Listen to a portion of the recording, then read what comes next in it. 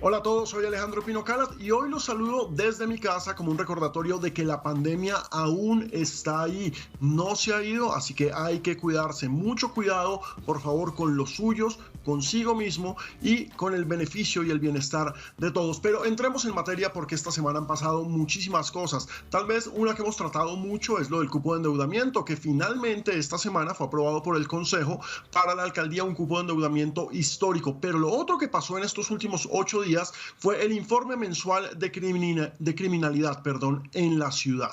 El secretario de Seguridad, Aníbal Fernández de Soto, y el comandante de la Policía Metropolitana de Bogotá, el general Eliezer Camacho, presentaron el jueves pasado las cifras sobre cómo avanza la seguridad en la ciudad, y las cifras que presentaron fueron altamente positivas. Han mejorado un montón de indicadores, hemos tenido menos muertes, hemos tenido menos robos y demás, pero, y aquí está el pero, pareciera que la sensación, la percepción de seguridad siguiera siendo la misma. La gente no se siente segura y por eso hoy en estudio, y le agradezco precisamente por estar allá solo, está el secretario de Seguridad, Aníbal Fernández de Soto. Secretario, bienvenido a Bogotá Debate. Alejandro, muchas gracias por esta invitación. Siempre muy grato poder estar aquí con todos los televidentes contando nuestra tarea en materia de seguridad, convivencia y justicia en Bogotá.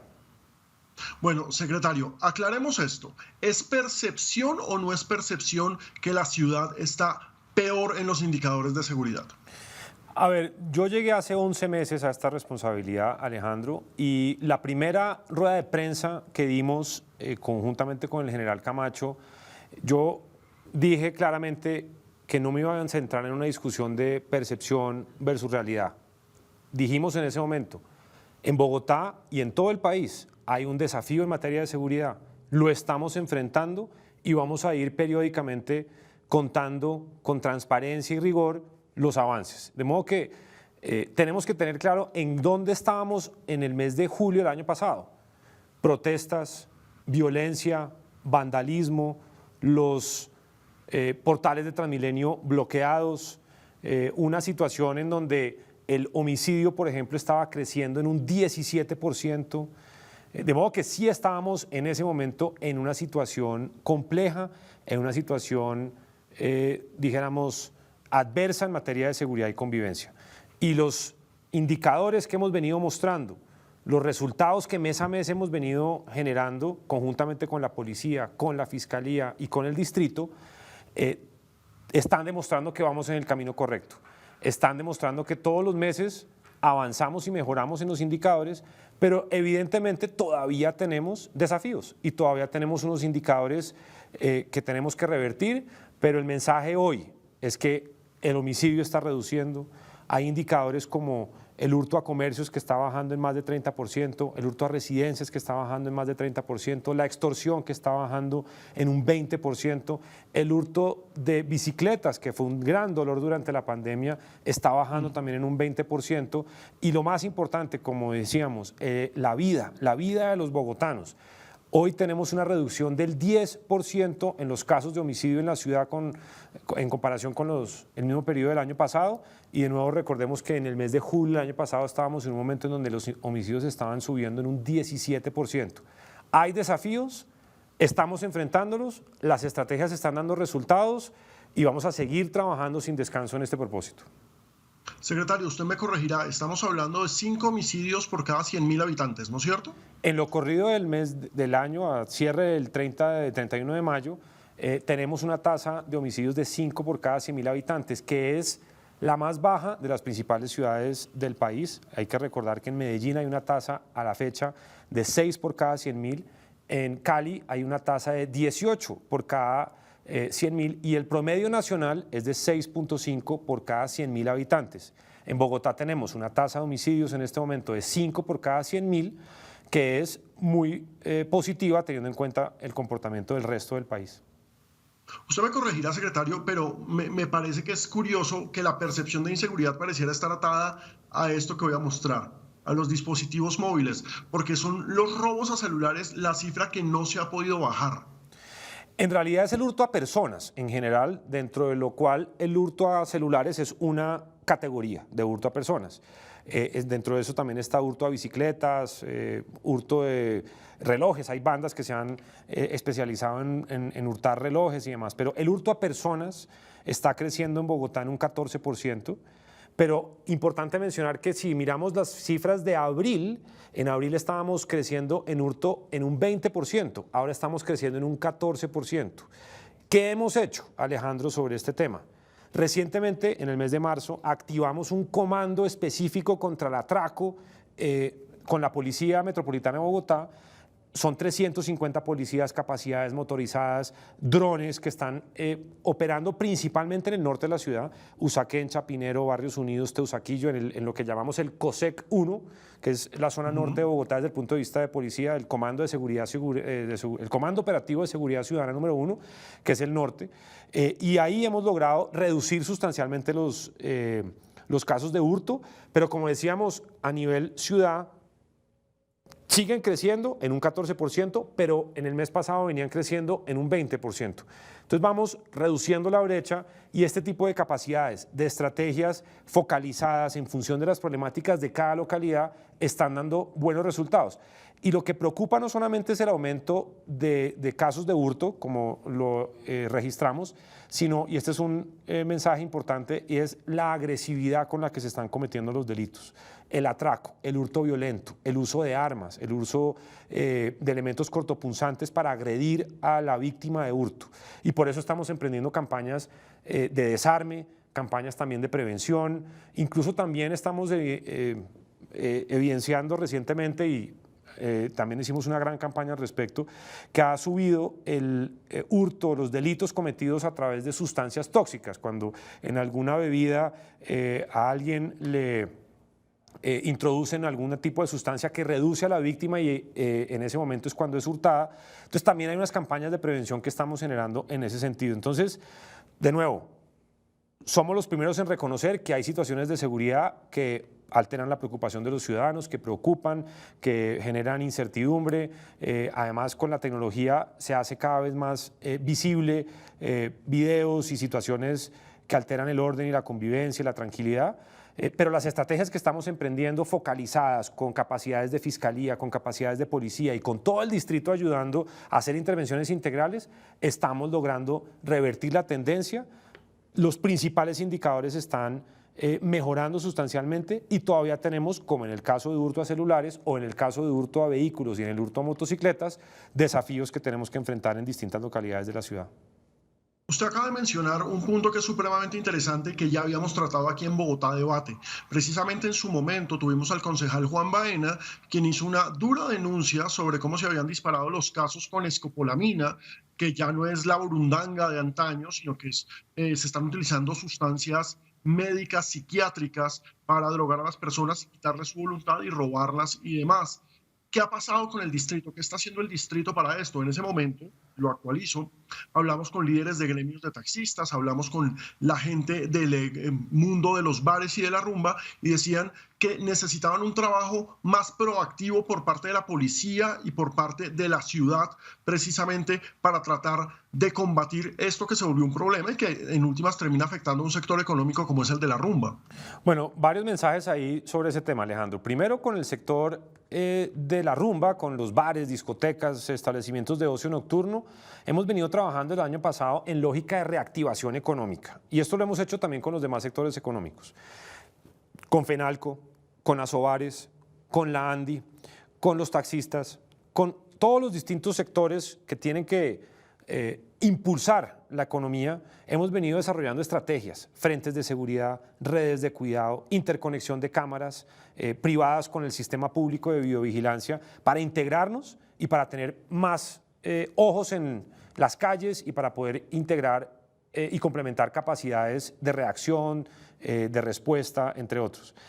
Es verdad que en los primeros meses de este año se registró un aumento importante en los casos de delitos, de hurtos en particular, en donde las sustancias tóxicas son utilizadas para afectar, reducir a las víctimas. Eso nos llevó a hacer un ejercicio conjunto Y hace 2 semanas estuvimos presentando este plan con la Cámara de Comercio de Bogotá, con FENALCO, con Asobares, con ProBogotá, con los taxistas propietarios, conductores y empresarios, también con las plataformas de movilidad, para que entre todos tengamos un mejor entendimiento del problema, porque efectivamente, como usted lo dice, Alejandro, ya no es escopolamina o burundanga, que eran o son sustancias de tipo natural que tienen este efecto en las víctimas y en quien lo consume, sino hoy en día están siendo utilizados unos químicos, unos fármacos, unos medicamentos de venta restrictiva que son utilizados para generar este tipo de sustancias que afectan a las víctimas. Por eso involucramos también a la industria farmacéutica en esta campaña de prevención. Por eso la ANDI también nos acompañó para entender cuáles son las posibles fugas, si es un tema de inventario, si es un tema de venta informal, si es un tema de falta de controles respecto de los medicamentos que son vendidos bajo restricción o fórmula médica.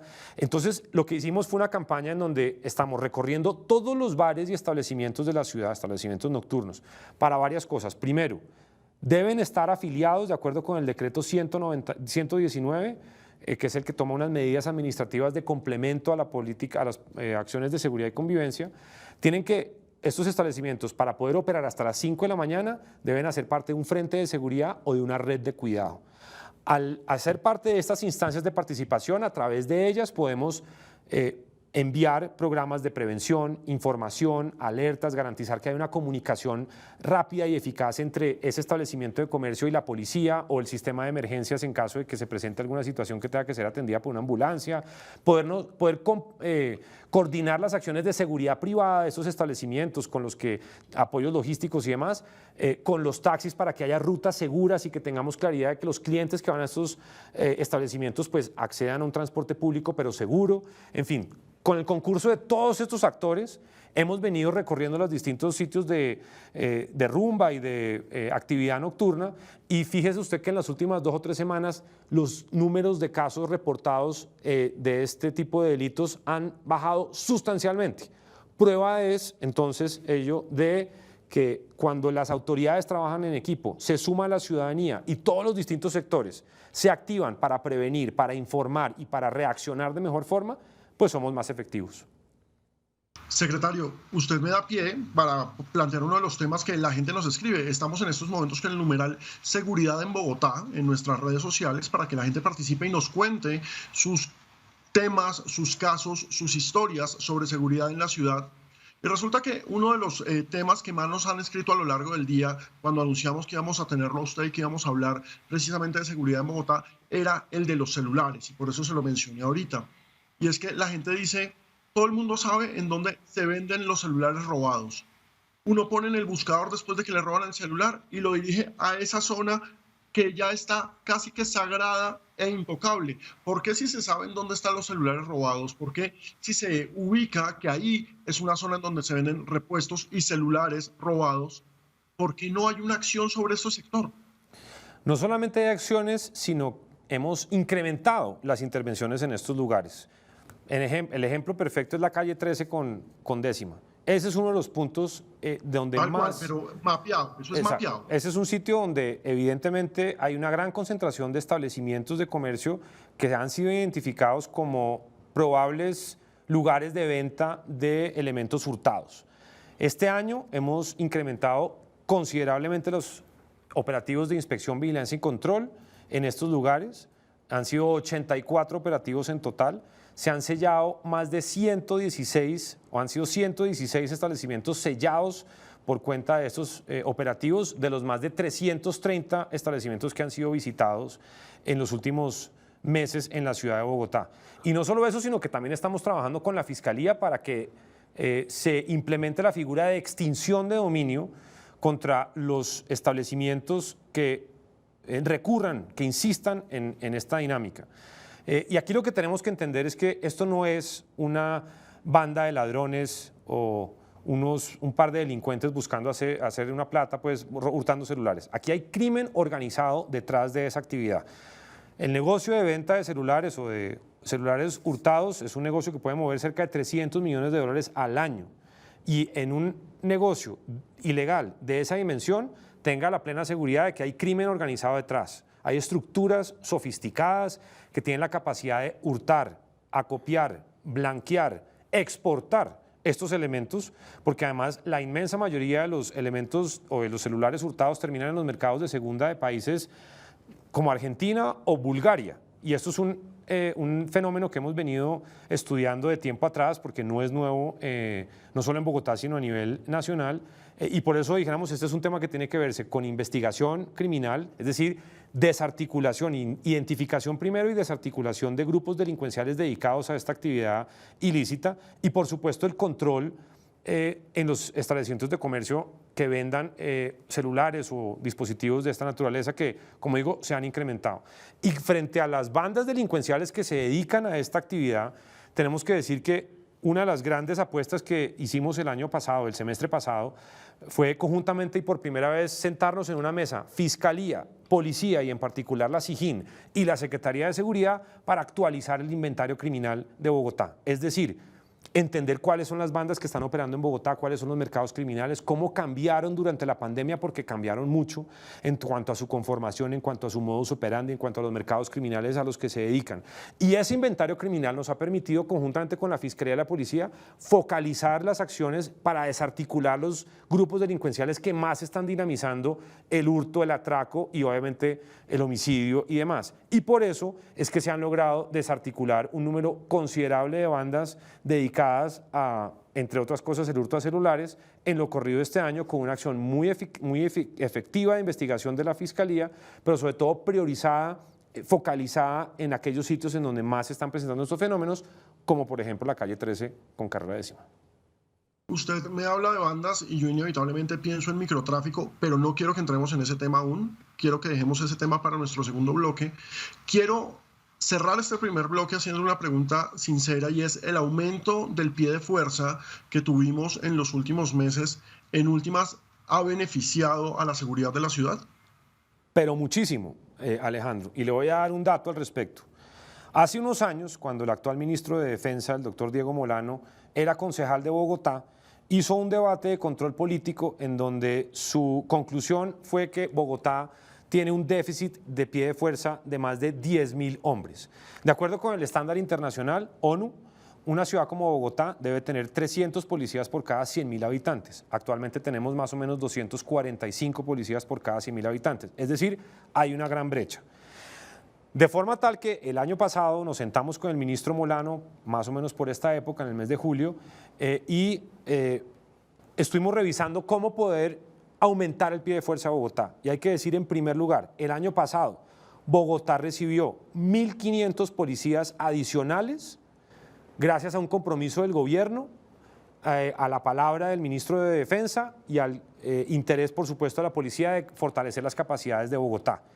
Y a partir de este año 2022 y en el 23 y en el 24, Bogotá va a recibir 1.500 policías adicionales cada año, pero esta vez es porque por primera vez estamos direccionando recursos de la Secretaría de Seguridad, es decir, recursos de los impuestos de Bogotá para fortalecer el pie de fuerza de Bogotá. Estamos ayudando con la financiación de la formación de nuevos policías, la dotación de los nuevos policías que se van formando, sus derechos de grado, etcétera, y en contraprestación, Bogotá va a recibir 1.500 policías este año, el siguiente y hasta el año 24. Ese es un compromiso de la alcaldesa Claudia López con el cual vamos a lograr reducir sustancialmente la brecha de pie de fuerza que tenemos. No se va a resolver del todo porque así como entran policías todos los años, se retiran policías por distintas razones, pero adicional a estos refuerzos permanentes para la Policía Metropolitana de Bogotá que ya estamos viendo en acción, el año pasado, por ejemplo, esos 1.500 policías fueron 400 de investigación judicial que nos han ayudado en la priorización de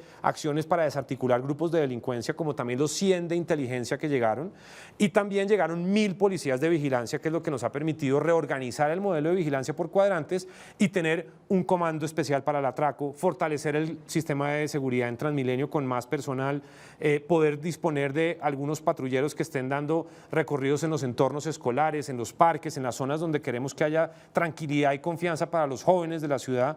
De modo que la apuesta de aumento del pie de fuerza permanente y constante con recursos de la ciudad es una de las más importantes en la nueva política pública que estamos diseñando para la ciudad en materia de seguridad, convivencia y justicia.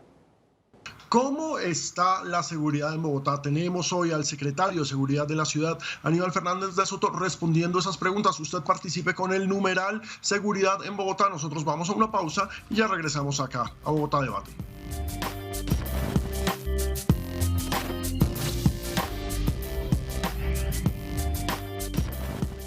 ¿Cómo está la seguridad en Bogotá? Hoy trajimos casi que al paredón al secretario de Seguridad, Aníbal Fernández de Soto, para que en Bogotá Debate nos diga cómo está la seguridad en la ciudad. Y en el primer bloque lo cerraba hablando de la inversión y el presupuesto que está poniendo Bogotá precisamente para aumentar el pie de fuerza y para mejorar las condiciones de seguridad de la ciudad. Y aquí yo le tengo que traer algunos reclamos de diferentes concejales. Uno de ellos, quien ha estado varias veces ahí en la mesa en la que usted hoy puede estar y yo no, Diana Diago, plantea que la Secretaría de Seguridad no está cumpliendo con el presupuesto, que no se está viendo la plata que tiene designada, que no se la gasta. ¿Usted qué diría ante eso?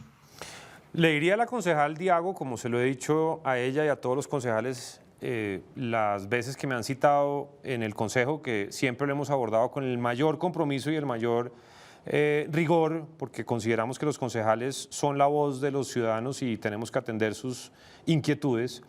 Le diría a los ciudadanos que el año pasado en Bogotá, en la Secretaría de Seguridad, se logró la ejecución del 90% del presupuesto de la ciudad. Eso va a permitir, entre otras cosas, este año inaugurar el nuevo Comando de Policía Metropolitana para la ciudad.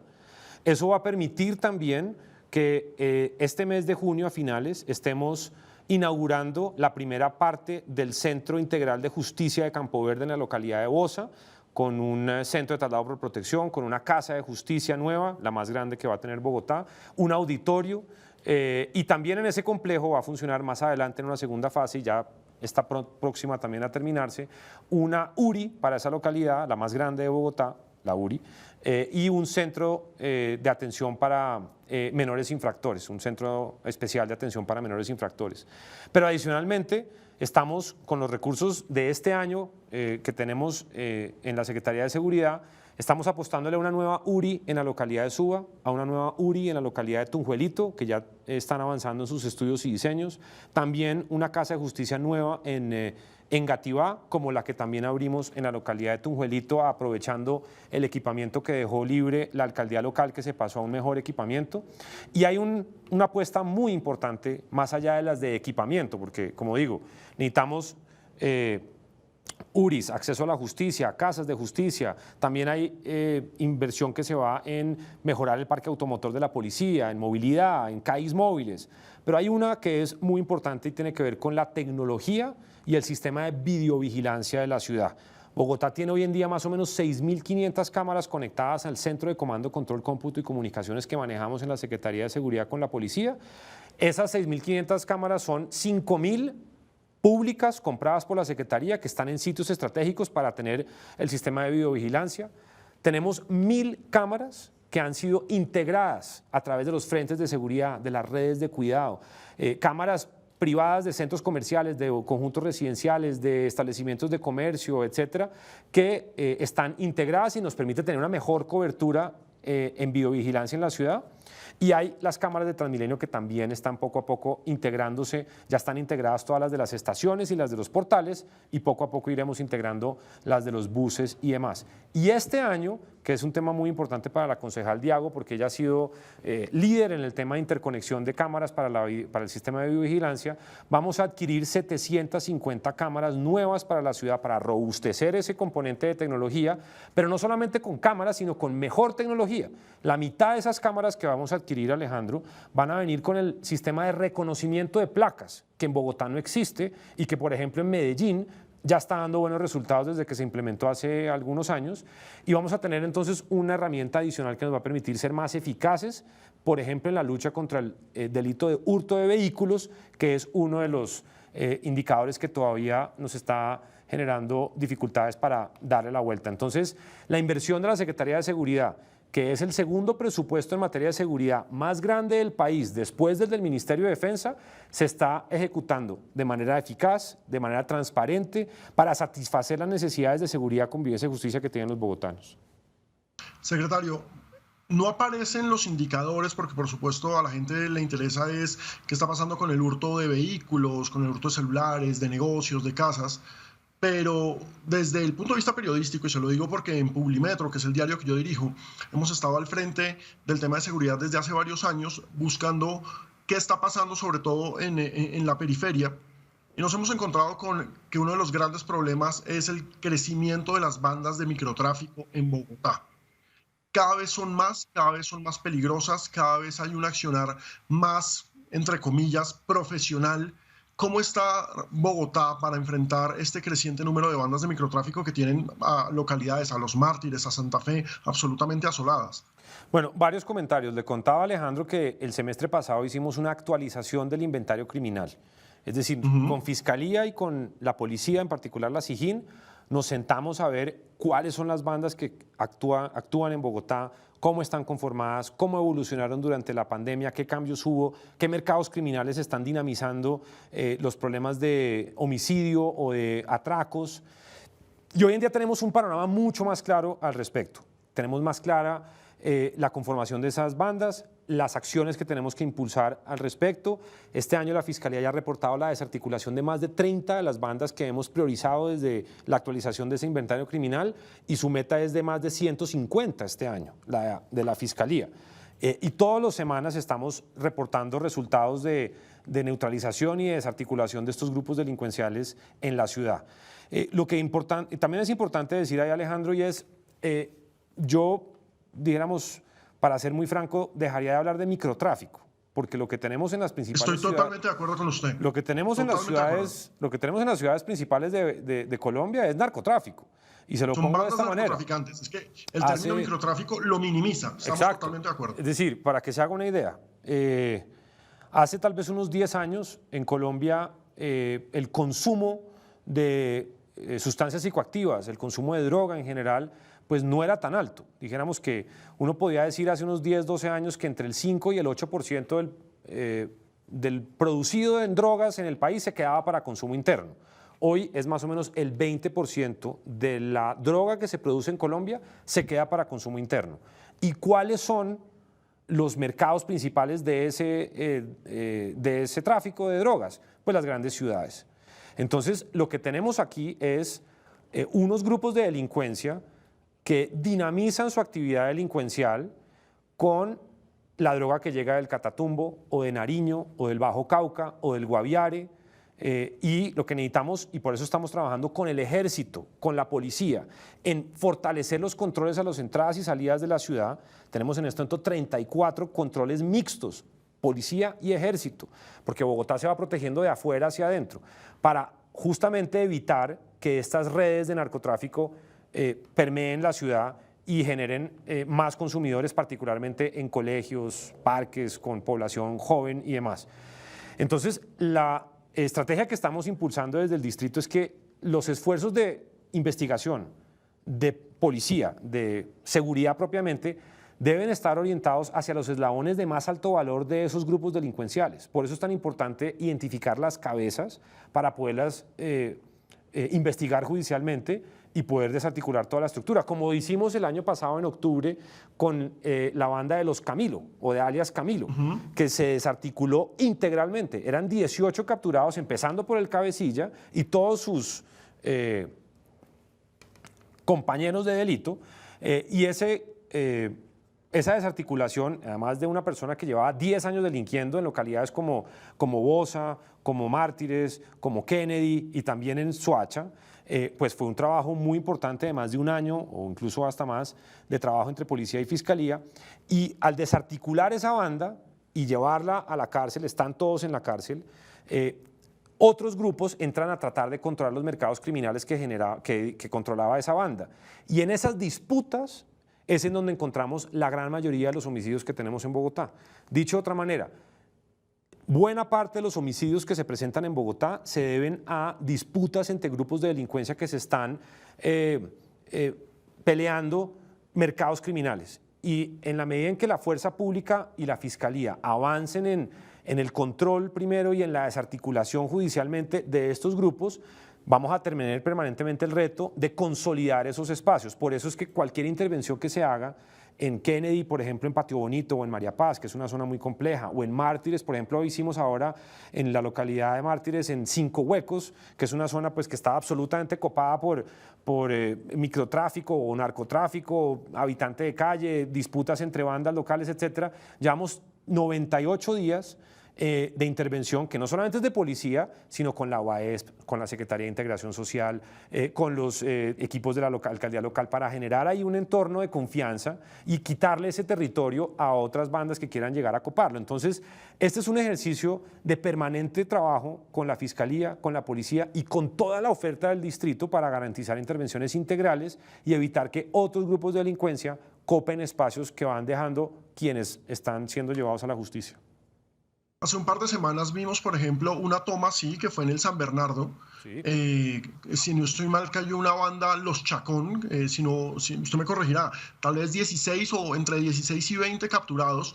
Este tipo de intervenciones obviamente son efectivas, es lo que necesitamos, pero ¿qué pasa? Porque uno siente que inmediatamente aparece otra banda y toma ese mismo lugar. ¿Cómo no se logra reemplazar o evitar que nazca una nueva banda? Bueno, primero hay una tarea de control, de una tarea de presencia de fuerza pública, de presencia de policía, de control propiamente para evitar que haya delitos que se generan en sitios, en lugares donde otras bandas que han sido desarticuladas pues operaban. Pero también hay una labor, como decía, integral.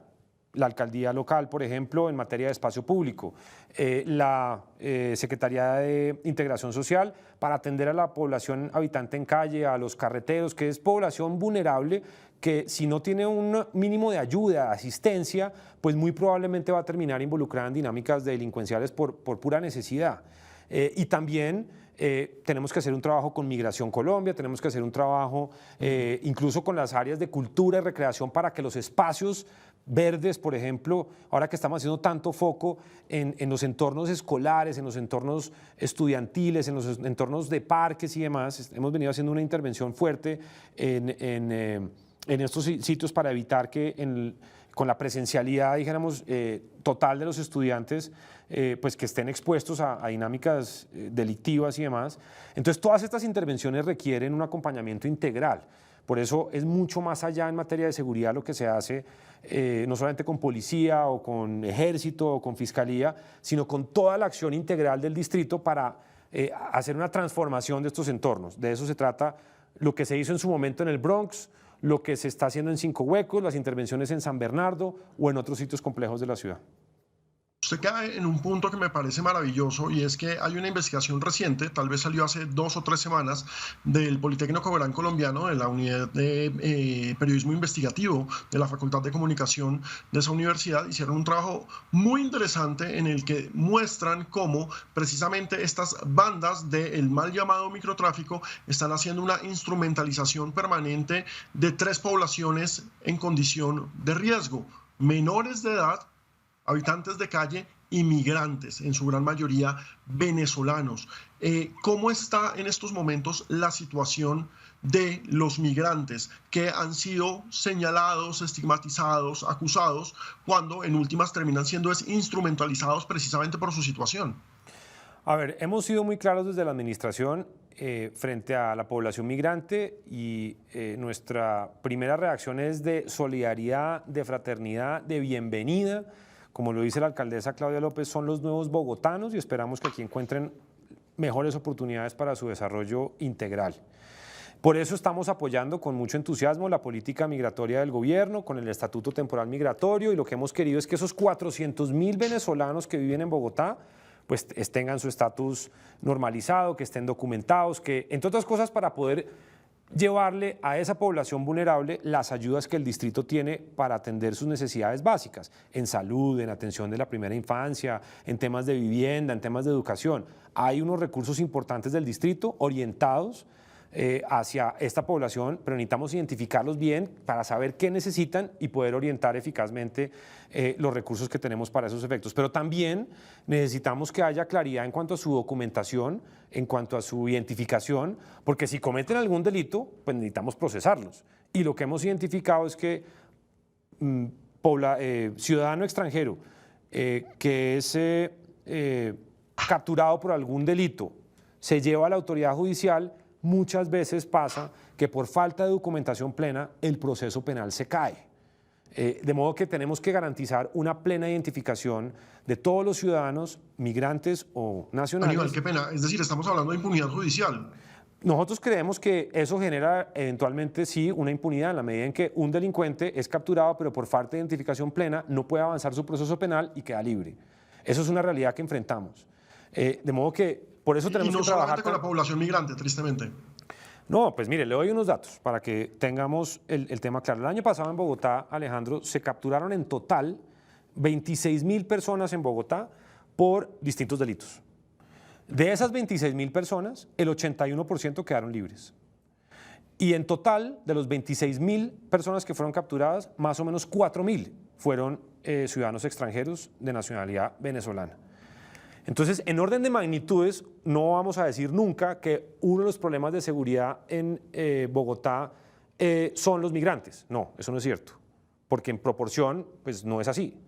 Pero si tenemos 400.000 migrantes y 4.000 son capturados por algún tipo de delito, pues sí hay un problema, pero con un agravante, y es que, infortunadamente, muchas veces los delincuentes migrantes cometen el delito con un nivel de agresividad que no era visto antes en Bogotá. Los policías que perdimos el año pasado en calle, como en la 7ª con 80 o en la localidad de Antonio Nariño más adelante, la 7ª con 80 del mes de marzo o más adelante, tal vez en el mes de agosto, en Antonio Nariño, eran policías que se acercaban a un ciudadano solamente para pedirle información, sus papeles, y la respuesta era un disparo en el pecho. Esos casos, infortunadamente, fueron por cuenta de ciudadanos extranjeros. Entonces, hay un nivel de agresividad que se está evidenciando, que tenemos que entender, que tenemos que saber manejar, no solamente con judicialización o con policía, sino de una manera más amplia e integral a la población migrante. Y por eso es que las intervenciones que hacemos en ciudadano habitante en calle, en carreteros, recicladores, etcétera, en los temas de localidades, por ejemplo, en los temas de pagadiarios, una cantidad de dinámicas en población vulnerable en donde están ciudadanos migrantes, los abordamos de manera integral, no solamente con fuerza pública, sino con una atención social para entender y manejar adecuadamente el problema. Entonces, muchos de los problemas y muchas de las dinámicas que tenemos que enfrentar en materia de seguridad y convivencia tienen una raíz o una respuesta que está en un tema económico, está en un tema social, está en un tema incluso de infraestructura, de manejo de espacio público, y por eso todo lo que hacemos en materia de seguridad y convivencia va con todas las entidades del distrito en equipo para abordarlo de manera correcta. Yo le voy a sumar un problema más al de la impunidad judicial, y es que el DANE en su último informe nos dice que el 70% de las víctimas de hurtos, de casos delincuenciales, no denuncia. ¿Cómo podemos invitar a la población a que denuncie? ¿Cómo podemos convencerlos de que la institución sí funciona, de que la institucionalidad sí funciona y hay que denunciar? Bueno, hemos tenido por fortuna un aumento de la denuncia. Eso lo hemos venido documentando. Entre otras cosas, una de las reflexiones que nos quedó, de las conclusiones que nos quedó de la última encuesta que hace la Cámara de Comercio anualmente, donde mide temas de percepción y temas de seguridad, es que la gente está denunciando más, la gente está acudiendo a las autoridades. Eso por un lado. Por otro lado, la Fiscalía y la Policía también han venido innovando. Entonces hay una aplicación y una página de internet para facilitarle a los ciudadanos poner denuncias. No tiene que irse necesariamente a una fiscalía o a una URI o a una estación de policía, lo puede hacer a través de A Denunciar, así se llama la página y la aplicación, A Denunciar, de la Fiscalía y de la Policía, y eso facilita también. Pero hay una estrategia que es muy importante que estamos también impulsando, Alejandro, que hace parte de la nueva visión de política que tenemos en la ciudad, y tiene que ver con la participación ciudadana. Nosotros hemos venido fortaleciendo los frentes de seguridad en Bogotá. Nosotros teníamos o encontramos que durante la pandemia muchos de los frentes de seguridad se desarticularon, se desactivaron, los comandantes de policía cambiaron o rotaron, los dueños de establecimiento de comercio que hacían parte de ese frente de seguridad, infortunadamente por la pandemia tuvieron que cerrar su establecimiento de comercio, las personas reunidas, encerradas en sus casas durante casi 2 años, año y medio, pues hizo que se activaran menos los canales de comunicación que existían en estos frentes. Entonces nos hemos encargado de fortalecer los frentes de seguridad, reactivar los frentes de seguridad que existían, que esos se trabajan directamente con la policía, se les asigna un código, a través de esos frentes se lleva una oferta institucional, se conectan cámaras, etcétera, pero también estamos creando redes de cuidado. La lógica que la alcaldesa ha venido generando aquí en su administración en Bogotá es crear un sistema distrital de cuidado, que entre todos nos estemos cuidando. Eso tenía una razón de ser, por supuesto, en época de la pandemia, pero en materia de seguridad y convivencia estamos pegándonos de ese concepto para que entre todos estemos cuidando el espacio público, seamos conscientes de lo que pasa en nuestro barrio, seamos conscientes de qué pasa en el parque, si hay una información que conocemos y que debe ser puesta en conocimiento de las autoridades, hacerlo a través de estos canales, de estos grupos, de estas redes, de estos frentes, para que no sea una persona individualmente considerada que va y pone una denuncia y se puede sentir expuesta, sino que va en grupo, va en equipo, va trabajando con un colectivo que hace causa común, trabaja con la policía y está preocupada por su seguridad y por su entorno. Entonces, frentes de seguridad y redes de cuidado, hoy en día tenemos más de 800 redes de cuidado, con población vulnerable, con población víctima, en entornos escolares, en entornos de parques, con ciudadanos extranjeros que se han venido vinculando, con población LGBTI. Es decir, con los taxistas, con los motociclistas, con todos los distintos colectivos hemos venido armando unas instancias de participación que no solamente suma capacidades, suma información, sino que en caso de presentarse una situación que tenga que ser puesta en conocimiento de las autoridades, hay claridad de cuáles son las rutas para denunciar o para generar una información adicional que le facilite a las autoridades tomar decisiones respecto a las acciones que tienen que generar en cualquier zona de la ciudad. Entonces, ese elemento de participación ciudadana es muy importante, Alejandro, además porque somos conscientes, de la pérdida de confianza que se ha tenido por parte de la ciudadanía con las autoridades, particularmente con la policía. Eso no podemos ser ajenos a eso. De modo que otro de los propósitos en los que estamos trabajando es recuperar esa confianza. La policía es la policía aliada, la policía comunitaria, la policía amiga, y tenemos que generar esa idea, pero no solamente en el discurso, sino en la práctica. Y por eso recorremos todas las semanas, todas las localidades, hablando con la gente, generando conversatorios, haciendo puente entre la policía y la comunidad, fortaleciendo estos frentes y estas redes para que a través de estos canales haya confianza, haya conocimiento de los instrumentos con los que los ciudadanos cuentan y pueda, obviamente, denunciarse y generar la información requerida para evitar que se presenten estos hechos, prevenir que se generen situaciones de seguridad o de inseguridad y de problemas de convivencia y, por supuesto, para poder reaccionar de mejor forma cuando se requiere. Y le voy a sumar otra cosa, también para prevenir hechos de justicia por mano propia, porque se han disparado en todo el país, tristemente, lo cual le muestra que la gente no está creyendo en las instituciones. Si la gente no cree en las instituciones, si la gente no confía en su policía, va a terminar tomándose la justicia por mano propia y eso es terrible, Aníbal. No, terrible, y por eso estamos haciendo una campaña. O sea, la política de Bogotá es de desarme ciudadano. Nosotros necesitamos sacar de circulación las armas que puedan poner en riesgo la vida y la integridad física de los ciudadanos. Hoy en día, desde el año 2017, existe una restricción nacional, es un decreto nacional, una restricción al porte y tenencia de armas. Solamente aquellas personas que han sido autorizadas expresamente por la autoridad militar correspondiente de su jurisdicción puede tener y portar el arma. De lo contrario, está prohibido.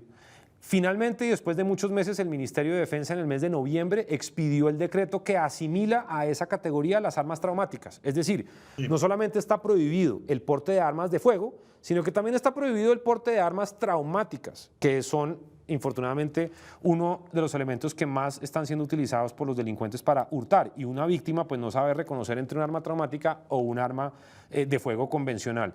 Entonces estamos en una gran campaña de desarme, de control de armas. El que tenga el permiso para usarla y esté autorizado por la autoridad militar, perfecto.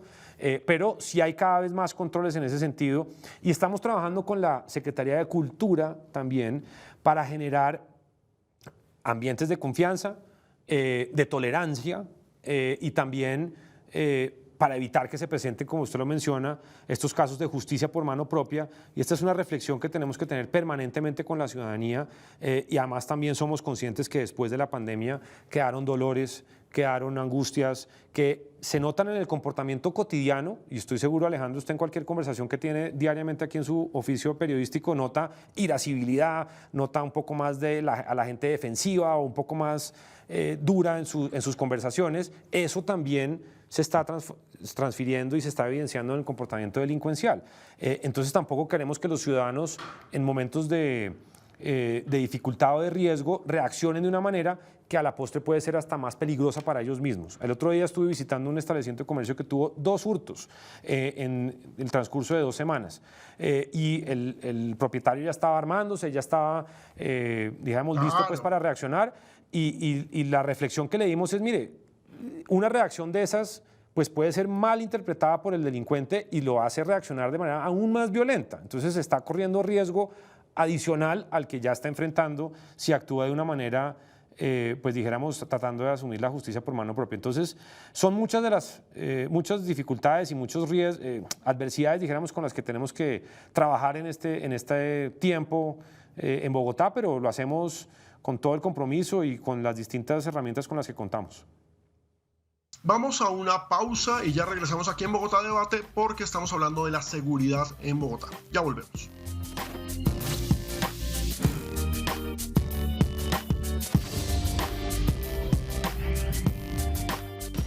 Seguimos en Bogotá Debate, estamos hablando de la seguridad en Bogotá con el secretario de Seguridad de la ciudad, Aníbal Fernández de Soto, y le tengo que preguntar a Aníbal por elecciones, porque se viene la segunda vuelta, una segunda vuelta caliente, y quiero saber cómo está la ciudad preparada en términos de seguridad, si hay alguna especie de alerta, de amenaza o de preocupación por lo que venga. Pues a ver, tuvimos una primera vuelta muy tranquila. En ese fin de semana tuvimos más de 11.500 policías acompañando la jornada, generando todo el entorno de seguridad en los puestos de votación, en los sitios donde se contaron los votos, en las sedes de los partidos, en las instalaciones públicas.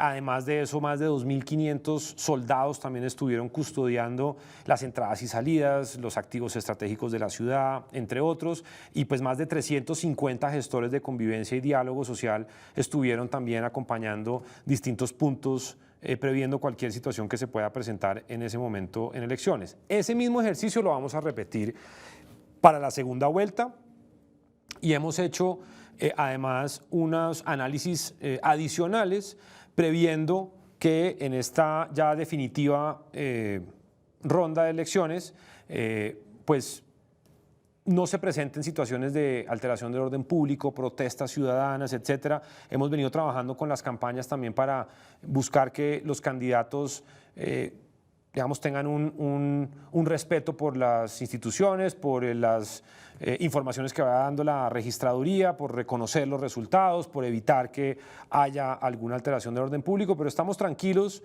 porque el dispositivo que tenemos es robusto. La experiencia que tuvimos hace unos días con la primera vuelta fue muy positiva y estamos desplegando todas las capacidades y todos los esfuerzos para garantizar que la segunda vuelta se lleve a cabo en total normalidad también. No hemos tenido ningún tipo de amenaza de ELN ni de disidencias. Hemos activado todos los centros de información de inteligencia necesarios, nos hemos reunido con las más altas instancias, incluso el ministro del Interior, el ministro de Defensa, las agencias de inteligencia, el director de la policía, el comandante del ejército, y lo que nos dicen es que Bogotá tiene un riesgo moderado dentro de las ponderaciones que ellos hacen en materia de riesgos de terrorismo o de alteración del orden para las elecciones en todo el territorio nacional, un riesgo moderado. Bogotá siempre va a ser un escenario en donde grupos ilegales de cualquier naturaleza traten de hacer algún tipo de presencia o algo, no en elecciones en particular, sino en general, de modo que siempre estamos en una situación de alerta y revisando las informaciones que además nos dé la Defensoría del Pueblo o la Personería Distrital para incorporar cualquier información que pueda generar. Pero por el momento la evaluación es que el riesgo es moderado, con un dispositivo muy robusto y con la incorporación de todas las recomendaciones del Ministerio Público en materia de seguridad y convivencia para garantizar que ese 19 de junio pues todo el proceso electoral salga muy bien. Lamentablemente se hizo viral una amenaza de la primera línea de Medellín diciendo que si no ganaba el candidato de su preferencia, iban a armar una revolución. ¿Ha habido algún pronunciamiento por parte de los integrantes de la primera línea en Bogotá al respecto?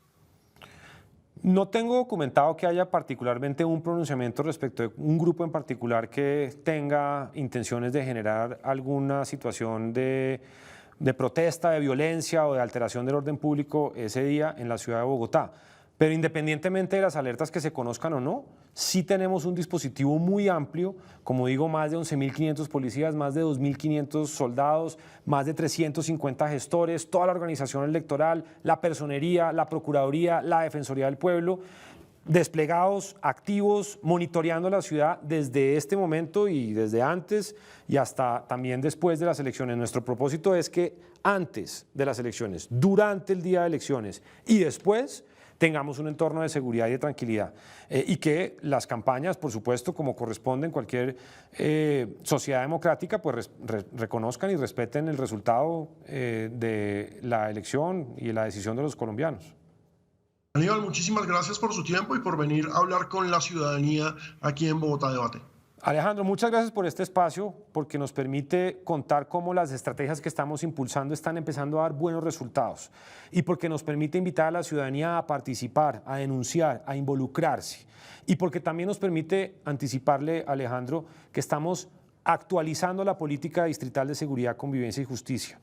Bogotá, la política que tiene es del 2011. Y en esa época todavía había conflicto armado con las FARC, no existía la Secretaría. Hoy tenemos además un nuevo POT que nos invita a pensar más regionalmente, que eleva la categoría de los ecosistemas de la ciudad a activos estratégicos, que nos invita a integrarnos además con la región de Cundinamarca y por eso es que estamos actualizando nuestra política y le vamos a dejar un derrotero claro y con buenos resultados a los bogotanos. Ese es uno de los legados que va a dejar la administración de Claudia López para la ciudad. Señoras y señores, esto fue Bogotá Debate. Recuerden, nos vemos todos los jueves a las 8 de la noche aquí en Canal Capital. Y recuerden que Mesa Capital también tiene podcast. Capital Político analiza semana a semana la vida política de Colombia, Bogotá y el mundo. Busque este y otros podcasts entre las funciones de Capital Sonoro, el área de contenidos sonoros de este sistema. Hasta luego.